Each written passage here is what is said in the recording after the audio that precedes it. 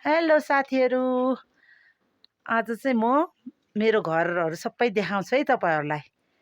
मेरो YouTube channel चाहिँ Tamang Sarita dash KOTOM छ है। तपाईहरुले सर्च गरेर हेर्नु होला, सब्स्क्राइब, लाइक गर्नु, कमेन्ट पनि गर्नु होला है त।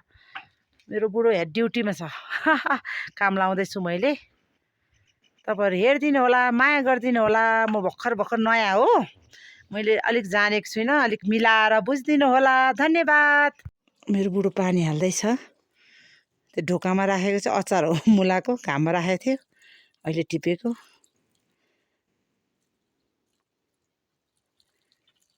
हामी चाहिँ स्प्रे वाला त्यो पो चाहिँदो रहेछ के चाहिँ यस्तो राम्रो राम्रो छ प्लान्टहरू।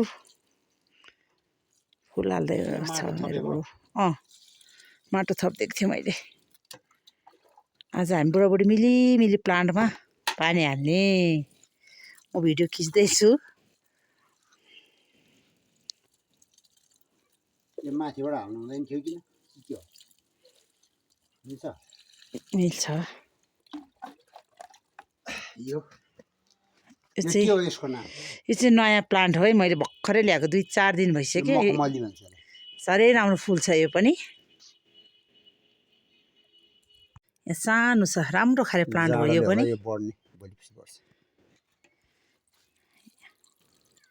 कम हाल्नु है बुढो, धेरै पनि हाल्नु हुँदैन भन्छ।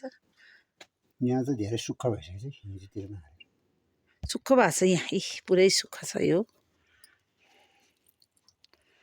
प्लान्ट रोपेको छ पहिला, योभन्दा धेरै वर्ष अगाडि पनि धेरै राम्रो प्लान्ट रोपेको थियो हामीले। बाख्रा छ, बाख्राले खाने लडाउने गरेपछि मलाई अल्छी लागेर रोप्नु छोडेको थियो। अहिले चाहिँ फेरि रोप्न मन लागेर जम्मा गरेर रोप्दैछ यसपालिदेखि चाहिँ। पहिला धेरै वर्ष अगाडि चाहिँ मैले पनि रोपेको थिएँ धेरै राम्रोसँग। हेर्नु त यति राम्रो छ कि पुरै सुक्खा भएछ। बुढो यस, ड्युटीबाट आएर कुन ड्युटी हो यो? अब फुलमा पानी हाल्ने ड्युटी। यस्तो राम्रो छ यो चाहिँ, त झनै राम्रो लाग्छ मलाई। यो चाहिँ एकदम मनपर्छ। नाम के हो? त्यो त थाहा भएन। यो त सकुलेन्ट भन्ने रहेछ, यो पनि राम्रो छ। यो वाला मनपर्छ मलाई एकदमै यो।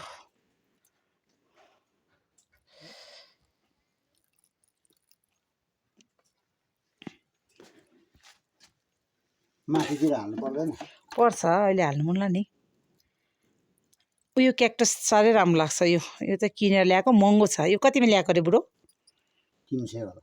यो 300 हो? किनेर ल्याएको। अरू चाहिँ जम्मा गरेको, मागेको। प्लान्ट पनि माग्दा किन्दा। यो चाहिँ राम्रो छ, एकदमै राम्रो छ। माथि पनि छ मेरो गमलाहरू चाहिँ। होइन, त्यो टुसारेले खाए जस्तो छ।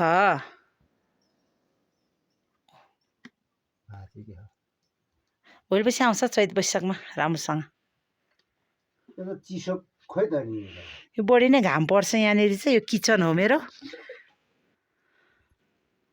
घाम पर्छ। यो चाहिँ कता के हो? मेरो छोरोले बनाएको गमला, टिकटकबाट हेरेर। यो हामीले आफैले सिमेन्टबाट बनाएको गमलाहरू हो, दिदी र मैले बनाएको। यता पनि छ हेर्नुहोस् है गमलाहरू, एकदमै राम्रो छ है। यसरी आउँछ भित्रबाट। बुढो गनगनाउँदैछ त्यहाँतिर। बढी नै सुक्खा लागेछ। फुलहरू भर्खरै रोपे हो यो प्लान्टहरू चाहिँ। यो खाले हो, यो खाले हो यिनीहरू। यहाँ यस घिउकुमारी पनि छ, पट्टि यस्तो खाले फुलहरू छ। अनि यो चाहिँ गोदावरी भन्छौँ नि, गोदावरी हो यो। राम्रो छ। स्पाइडर प्लान्ट हो यो।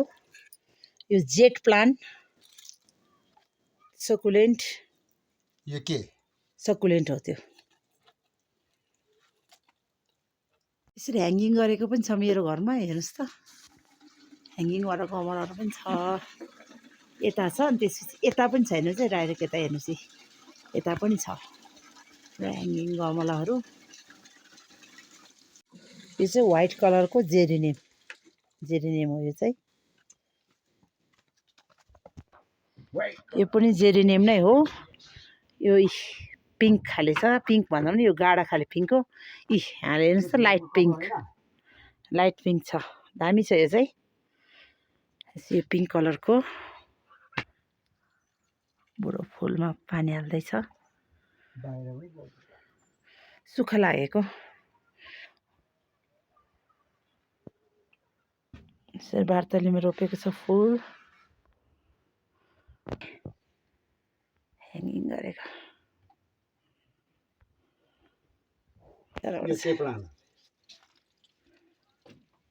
कुन चाहिँ यो त थाहा भएन।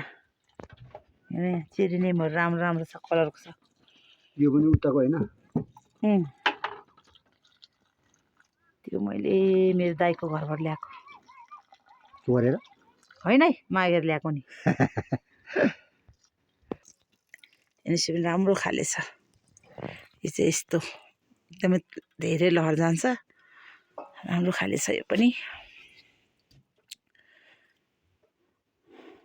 त्यहाँ मेरो सागबारी, यता लसुनबारी हो। यो लसुनबारीमा बोरा झरेछ। मेरो बाख्रा भन्नु सरी, कुखुराको खोर हो। सुक्खा भएछ नि यो हिजोतिर पनि छ। अनि यो चाहिँ टनेलभित्र खेती छ, खोर्सानीहरू यसरी टुसारोले खान्छ भनेर यसरी मकैको ढोँट हाल्ने चलन छ हाम्रोतिर। एकदमै टुसारोले खाएर त्यो भित्रको बोटबिरुवा मर्ने भएको कारणले। यो प्लान्टको नाम चाहिँ अनारकली कि कृष्णकली हो, साँच्ची कृष्णकली हो है साथीहरू। पानी भित्रै जाँदैन के हो माटोमा? धेरै त्यो सुक्खा लागेछ क्या, 2-4 दिन भयो नि त नहालेको पानी। धेरै पानी हाल्दा पनि जाडोमा के हो नि, टुसारो लाग्छ भन्ने डरले। यो नयाँ बिरुवाहरू छ। अनि यो चाहिँ मेरो घर, हेर्नु सक्नुहुन्छ, यहाँ हेर्नुहोस् है, यो ठुलो घर हो। अनि त्यसपछि यो सानो किचन हो, यो ब्लू कलरको। यहाँ चाहिँ हामी बस्छौँ यो ठुलो घरमा चाहिँ। अनि गेस्टहरू आउँदा, पाहुनाहरू आउँदाखेरि बस्ने सुत्ने घर चाहिँ यो एल छ नि काठको, यसमा हो बस्ने चाहिँ घर छ। 3-4वटा, बस्ने मान्छे जम्मा 3 जना, छोरा स्कुलमा बोर्डर्समा। यस्तो चाहिँ हाम्रो ताल। दिनभरि बुढा ड्युटीमा, बुढी बाख्रा गोठालो, त्यस्तै छ हाम्रो। यो अचार पनि टिप्नु पर्ने, अचार त्यहाँ अचार छ। पानीले काम गइसक्यो। यो वाला जेरिनियम चाहिँ एकदमै राम्रो छ झन्।